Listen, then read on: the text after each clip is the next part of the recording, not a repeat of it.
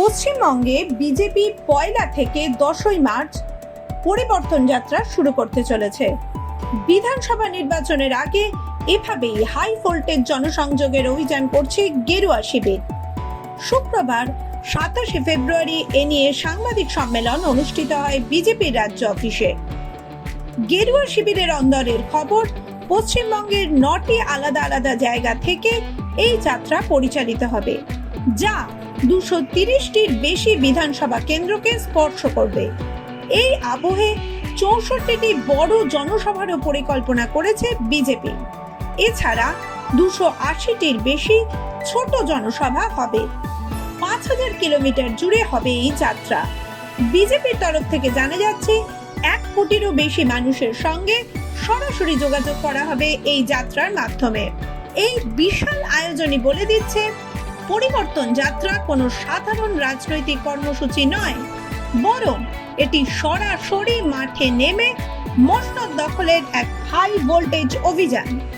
এর লক্ষ্য জনসংযোগ, কর্মীদের চাঙ্গা করা এবং রাজ্য জুড়ে অপরাজেয় সাংগঠনিক শক্তি গড়ে তোলা। যাত্রার শেষে পরিকল্পিত মেগা জনসভা হবে ব্রিগেডে।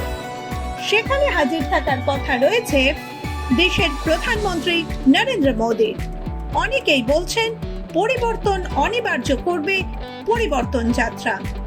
পরিবর্তন যাত্রার এই মাস্টার স্ট্রোক একদিকে যেমন শাসক দলকে চাপে ফেলবে, অন্যদিকে বিরোধী ভোটকে এক ছাতার তলায় আনবে।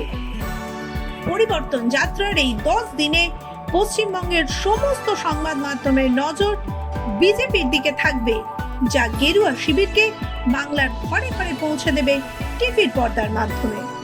পশ্চিমবঙ্গে এই পরিবর্তন যাত্রা আরো একটি বিশেষ কাজ করবে বলে মনে করছেন রাজনৈতিক বিশ্লেষকরা। বর্তমানে বাংলার রাজনীতির মেরুকরণ হয়ে গিয়েছে। একদিকে রয়েছে তৃণমূল, অপরদিকে রয়েছে বিজেপি।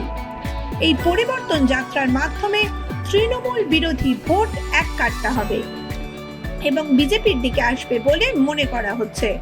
কারণ মানুষের মনে এই বিশ্বাস তৈরি হয়েছে যে তৃণমূলকে পরাস্ত করতে পারে একমাত্র বিজেপি। অন্যদিকে কংগ্রেস বা সিপিএম কে ভোট দেওয়া মানে ভোট কেটে তৃণমূলের সুবিধা করা।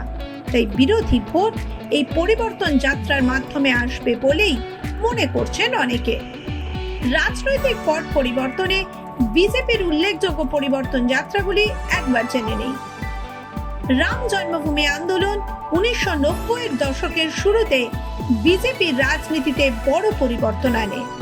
একাধিক পরিবর্তন যাত্রায় বিজেপির সংগঠন মজবুত হয়। একটা প্রান্তিক সংসদীয় দল থেকে বিজেপি জাতীয় শক্তিতে পরিণত হয়। এই আন্দোলন উত্তর ও পশ্চিম ভারতে দলের সংগঠন ও সমর্থক বাড়াতে সাহায্য করে। অযোধ্যা মামলা দীর্ঘদিন আদালতে চললেও শেষ পর্যন্ত 2019 সালে সুপ্রিম কোর্টের রায়ের পর সেখানে রাম মন্দির নির্মাণের পথ খুলে যায়। বিজেপির মতে এটি দীর্ঘদিনের রাজনৈতিক প্রচেষ্টার ফল। 2022 সালের গুজরাট নির্বাচনের আগে বিজেপি গুজরাট গৌরব যাত্রা শুরু করে। এটা ছিল বড় ধরনের পাক নির্বাচনী প্রচার। মাত্র 10 দিনে 182টি কেন্দ্র ও প্রায় 5700 কিলোমিটার পথ অতিক্রম করে এই যাত্রা করা হয়। এর ফলে বিজেপির আসন সংখ্যা 99 থেকে বেড়ে 156 হয়। ভোটের হার 49% থেকে বেড়ে 52.5% হয়। গুজরাটের ইতিহাসে প্রথম কোন দল 50% গণ্ডি অতিক্রম করে। 2023 সালে মধ্যপ্রদেশ বিধানসভা নির্বাচনের আগে বিজেপি বিকাশ যাত্রা এবং সেপ্টেম্বরে জন আশীর্বাদ যাত্রা সংগঠিত করে। এই দুই যাত্রা 10,643 কিলোমিটার পথ অতিক্রম করে 230টির মধ্যে 210টি আসনে পৌঁছায় বিজেপি। এর ফলে নির্বাচনে বিজেপির আসন 109 থেকে 163 হয়। ভোটের হার 41% থেকে 48.6% হয়। মহিলাদের ভোট প্রায় 7 থেকে 8% বাড়ে। আদিবাসী আসন 16 থেকে 24 হয়। মালওয়া নিমার অঞ্চলে আসন 27 থেকে বেড়ে 47 হয়। 2018 সালের বিধানসভা নির্বাচনের ছত্তিশগড়ের পরাজয়ের পর বিজেপি 2023 সালের সেপ্টেম্বরে পরিবর্তন যাত্রা শুরু করে। দলের দাবি এটি ছিল সংগঠনকে পুনরুজ্জীবিত করা এবং তৃণমূল স্তরের কর্মীদের সঙ্গে পুনরায় সংযোগ স্থাপনের উদ্যোগ। 16 দিনে প্রায় 3000 কিলোমিটার পথ অতিক্রম করা হয়। নির্বাচনে বিজেপির আসন সংখ্যা 15 থেকে বেড়ে 54 হয় এবং ভোটের হার 33% থেকে 46.3% পৌঁছয়। বিপুল সংখ্যাগরিষ্ঠতা নিয়ে ক্ষমতা দখল করে বিজেপি। 2018 সালের পরাজয়ের পর বিজেপি রাজস্থানে 2023 সালের নির্বাচনের আগে পরিবর্তন সংকল্প যাত্রা আয়োজন করে। 4 দফায় 20 দিনে প্রায় 9000 কিলোমিটার পথ অতিক্রম করা হয়। নির্বাচনে বিজেপির আসন 73 থেকে বেড়ে হয় 115 এবং ভোটের হার 39.5% থেকে বেড়ে হয় 41.6%।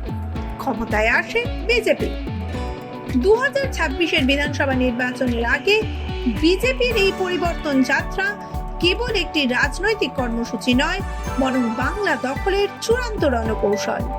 রাম জন্মভূমি আন্দোলন থেকে শুরু করে গুজরাট, মধ্যপ্রদেশ বা ছত্তিশগড়ের ঐতিহাসিক নজিরগুলি প্রমাণ করে যে যখনই বিজেপি এই ধরনের বৃহৎ আকারের যাত্রা করেছে তখনই তা সফল হয়েছে।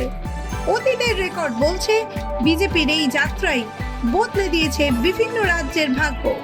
আপনার কি মনে হয় 2026 কি বাংলাতেও দেখা যাবে সেই অলৌকিক সাফল্য?